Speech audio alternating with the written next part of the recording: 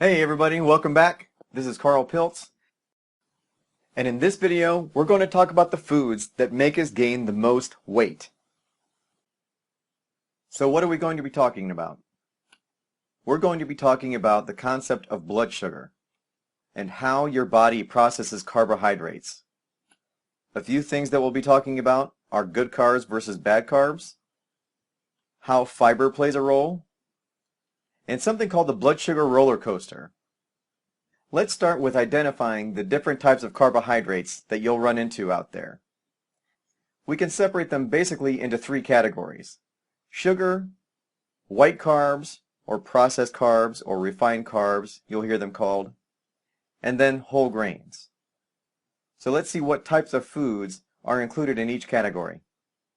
The first category is sugar, and in that category are things like white table sugar, any type of candy, any type of soda, sport drinks, Gatorade, Powerade, all those type of things.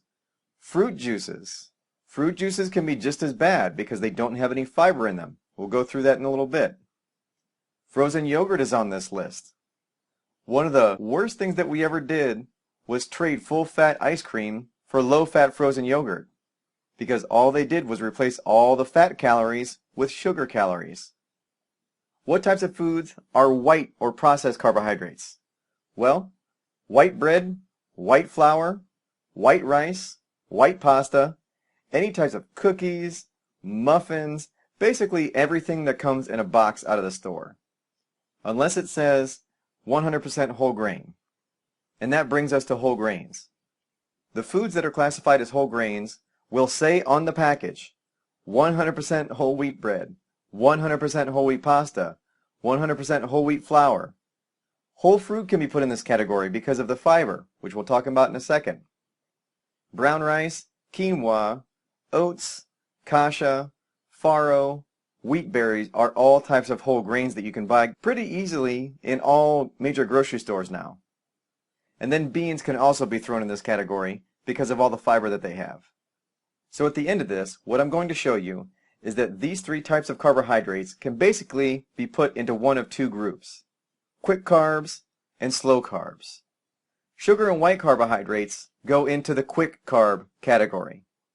Whole grains go into the slow carb category. And I will show you what quick and slow mean. But for right now, that's how we can categorize them: quick carbs and slow carbs. And at the end, we'll go through how to read some labels so that you can pick the right kinds of carbohydrates out for you. So how does our body process carbohydrates? Well, let's take a look at what happens in our body whenever we eat carbohydrates. The first thing is any carbohydrates that we eat gets turned into blood sugar. Our digestive enzymes take any carbohydrates and break them down into blood sugar, also known as glucose. That is what's happening during digestion. After it's broken down into glucose, or blood sugar, that sugar will go into our bloodstream and travel all throughout our body to go feed our brain, our muscles, whatever body system that needs glucose. So how are these three categories of carbs different from each other? The difference is how long it takes to digest these carbs. Sugar digests very, very quickly. White carbohydrates digest very quickly, not quite as quickly as sugar, but they still digest very, very quickly.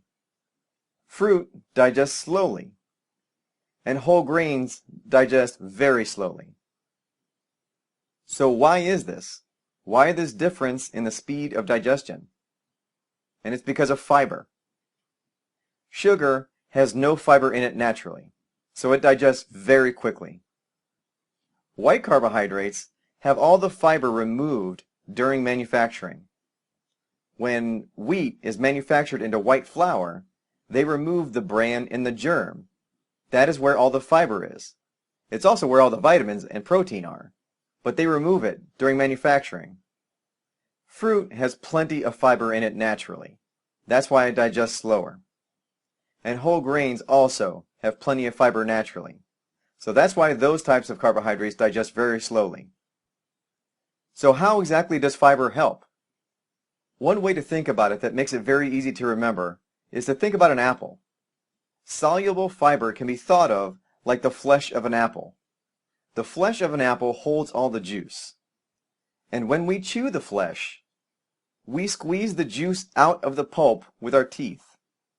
Then all that goes into our stomach, and then that pulp starts to reabsorb everything that's in our stomach, including carbs. This is why fiber slows the absorption of carbohydrates. It's because the fiber soaks up everything, and it kind of makes the whole mess move more slowly through our digestive system. So how long exactly do each of these carbs take to digest? Well, let's take a look at this graph. This graph, the horizontal axis is time. The vertical axis is your blood sugar level. So we're looking at what happens to your blood sugar level in a certain amount of time. And these green dotted lines represent the healthy blood sugar range. This is the range that your body wants your blood sugar to stay in. It doesn't want it to be too high, and it doesn't want it to be too low. And this black curve is your remaining blood sugar from your previous meal. So now our blood sugar is getting a little bit low, so we're going to eat a meal.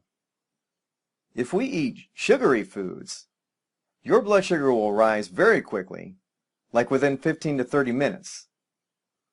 White carbohydrates take a little bit longer, but they can be between 30 minutes to an hour before they're fully absorbed in your system. Whole grains take a whole lot longer. They can take an hour and a half to 2 hours to be fully digested.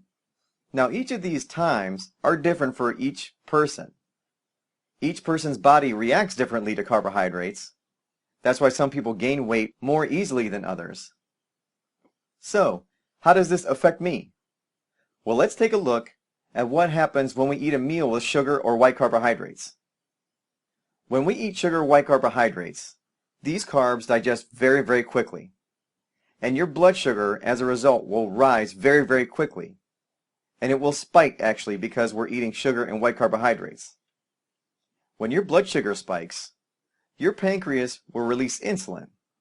Insulin's job is to maintain your blood sugar level in between those green lines. So if it gets too high, your body will release insulin to do something with that extra blood sugar.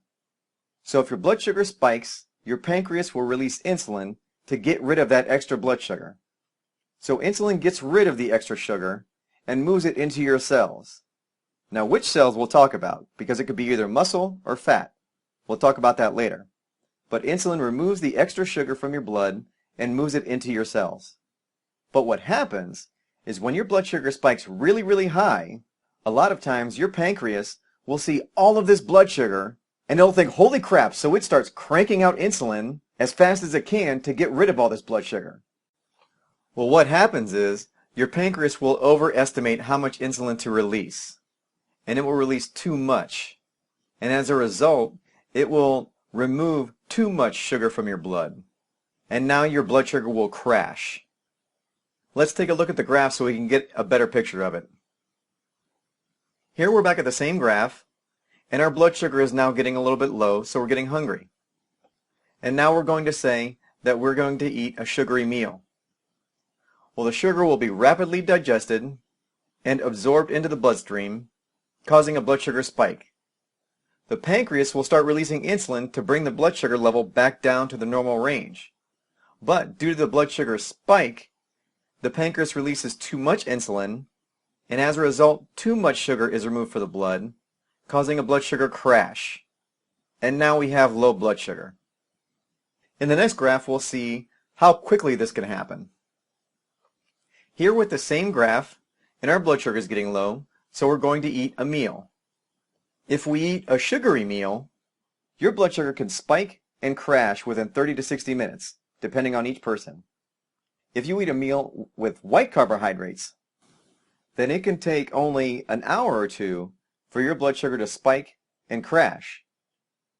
And if you eat a meal full of whole grains, fruits, vegetables, and beans, it will take 3 to 4 hours before those carbohydrates are fully digested and your blood sugar starts to come down. And what we'll see is that sugar is the worst food for your weight, white carbs are really bad for your weight, and whole grains are good for your weight, out of all the carbohydrates. So what does this mean for me? Why do I care about all this? Well, let's talk about our weight and our body composition. When we eat sugar and white carbohydrates, our blood sugar will spike, and then insulin will come out and remove the extra sugar from our blood. And it takes this extra sugar and it moves it into your cells. Now, which cells? Most likely fat cells. Muscles may absorb some of them, but muscles only take a little bit of sugar. And most of us are not exercising like we should be, so our muscles never get a chance to actually use the sugar that's in them. So they don't really need it. So all the rest will be stored as fat. So let's look at what happens to our weight when we eat a sugary meal. So here's the same graph, and our blood sugar is coming down, so we eat a sugary meal. Our blood sugar will spike, then insulin will come out and bring our blood sugar down, but insulin will remove too much blood sugar. And here's the kicker. Look at this graph. Almost all of that sugar, from the top to the bottom of that red curve, will be stored as fat. And let's look at this when we do this 3 to 5 times a day. As we eat sugary meals, our blood sugar will spike and crash, and spike and crash, and spike and crash. And every time it does this, your body will be storing all that extra sugar as fat. So every time you eat sugar and white carbohydrates, you are going to store more and more fat. If you do it 3 times a day, you're going to store 3 meals worth of fat. If you do it 5 times a day, you're going to store 5 meals worth of fat. And the difference between skinny people and people who gain weight easily is how their bodies respond to carbohydrates. Some people will only release a little bit of insulin for a large amount of carbohydrates, and so their fat gain will not be as large. Some people release a ton of insulin per gram of carbs, like me. And so we have the tendency to gain weight very easily. So we really have to watch the amount of carbs that we're eating. Let's talk about disease for a second. This process is also the cause of diabetes. When you keep subjecting your body to constant blood sugar spikes, and your pancreas is constantly releasing insulin to remove the extra sugar from your blood and shove it into your cells, eventually your cells stop listening to insulin. And this is known as insulin resistance. And you keep doing this, and then you'll have full-on diabetes. And if you want to see some really gross pictures, go and Google diabetes foot rot, and you'll see what happens when you have diabetes. Your body parts can't get energy, so they turn black and they die, and you have to amputate. Let's talk about cancer. Cancer cells thrive on sugar. That's why in order to find where a tumor is located, oncologists will do something called a PET scan. And in a PET scan, you inject radioactively labeled sugar molecules into somebody's system. The radioactively labeling part is so that they can track the sugar with a machine. But you inject sugar into a person's system, and you watch where the sugar accumulates. And what will happen is that you'll see that all the sugar is being gobbled up by these cancer cells. This is research that's going to become more and more mainstream over the next 5 to 10 years. So it's very much in our interest to stop subjecting our bodies to this process. So what do I do to prevent this? The first thing is to reduce your sugar and white carbohydrate intake. Only use them as the treat. I do it once every 2 weeks. Substitute those with whole grains, beans, vegetables, and fruit. They have a lot of fiber, so they digest nice and slowly. The main idea is that your body can use the carbs at the speed that whole grains digest, so there is no overflow, which leads to fat storage. Also, we need to add healthy fats to each meal. We talked about, in my appetite video, how healthy fats, including saturated fats, stabilize your appetite and keep you full longer. So it's important to add these to your meals. So going back to the different types of carbs, we have sugar, white carbohydrates, and whole grains, which also includes beans and fruit for our purposes. Sugar and white carbohydrates are quick carbs, and whole grains are slow carbs. Okay, so we want to eat only slow carbs. Well, how do we find slow carbs in the store? How do you tell just by looking at them if you're not in the produce aisle? If you're in the produce aisle, chances are very good that it is a slow carb. It's all vegetables and fruit. But what about if you're in the other aisles and you're looking at boxes? What about cereals and breads? Well, let's take a look at that real quick, because I am very in favor of the notion of integrating healthy choices into your life slowly. We all have very busy lives, and we don't want to get stressed out about completely changing up our diet. So do it one thing at a time. This will help you out in that respect. One thing that you need to learn how to do in order to be able to pick out the right carbohydrates for your body is to do a little bit of label reading. What I do when I look at a nutrition label, I have a rule, and that is if the food has at least 3 grams of fiber per 20 grams of carbohydrates, then I can classify that as a slow carb. If it has less than 3 grams of fiber per 20 grams of carbohydrates, then I classify that as a quick carb, and I do not buy that carb. That's a really good way just to look at boxes, because a lot of the foods out there have a lot of carbs in them and very little fiber. This is how to find if they are quick or slow carbs by looking at the box.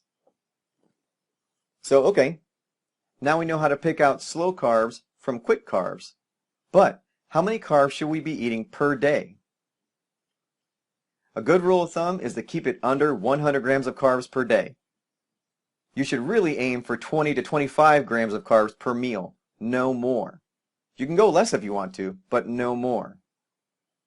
So, okay, what does 20 to 25 grams of carbs look like? You know, a lot of people don't really have an idea for how much food constitutes a lot of carbs. So let's take a look at that. So how many grams of carbs are there in a typical food that we eat? Well, white bread, just a typical white bread, will have about 13 grams of carbs per slice. So if you make a sandwich with white bread, you're probably talking about 26 grams of carbs. White rice has about 24 grams of carbs per half a cup. And that's why if we have a dish with rice, we should really have a quarter cup, no more. Soda. Soda can be monstrous with carbs.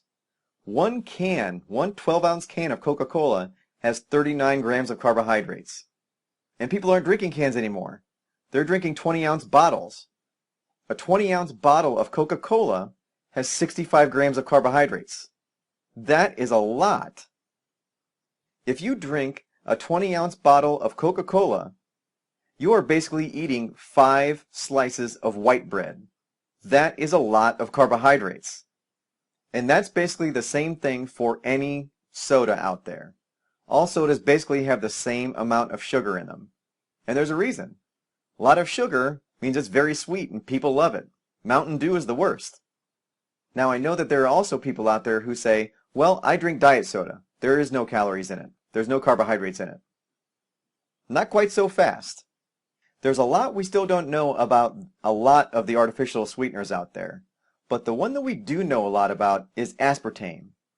And aspartame is the one that is in the vast majority of diet sodas. Now aspartame doesn't look like it affects insulin, so it doesn't cause an insulin spike. But what it does cause is a spike in leptin. And what we know from the last video on appetite, that if our leptin is constantly spiking and spiking and spiking, our brain eventually becomes resistant to leptin and can no longer receive the signal that we're full. So while diet sodas may not have calories, it will still cause leptin resistance and really screw up our appetite. Now let's think about some breakfast foods.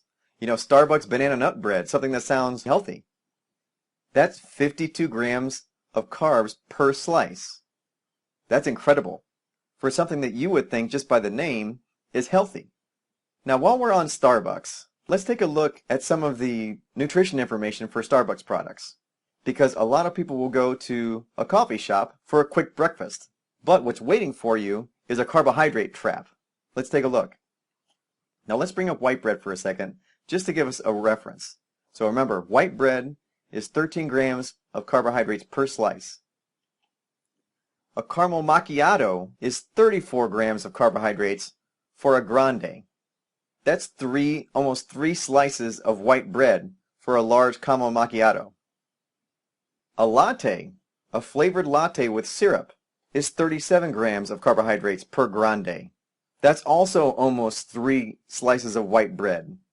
A cinnamon dolce frappuccino is 60 grams of carbohydrates per grande. That's incredible. Drinking a cinnamon dolce frappuccino is like eating 5 slices of white bread. Nobody would ever do that. Nobody would eat 5 slices of white bread for breakfast. But we have no problem going to Starbucks or any coffee shop and drinking these drinks. And also, the food. If you look at a Starbucks blueberry scone, there are 56 grams of carbohydrates per scone.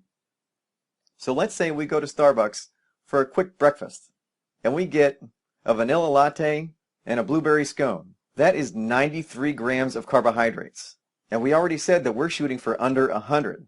We've already knocked out 93 of those 100 with just breakfast.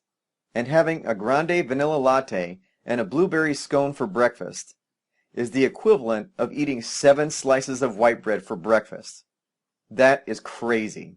So as you see, my point of bringing all this up is that if we go and we eat these fast foods and we drink these quick drinks, the grams of carbohydrates can stack up very quickly. And it's not difficult to see why we're all gaining weight so easily. So I hope you enjoyed this video. Come over to the next one where we talk about how blood sugar really affects mental energy, our brain chemistry, and our focus.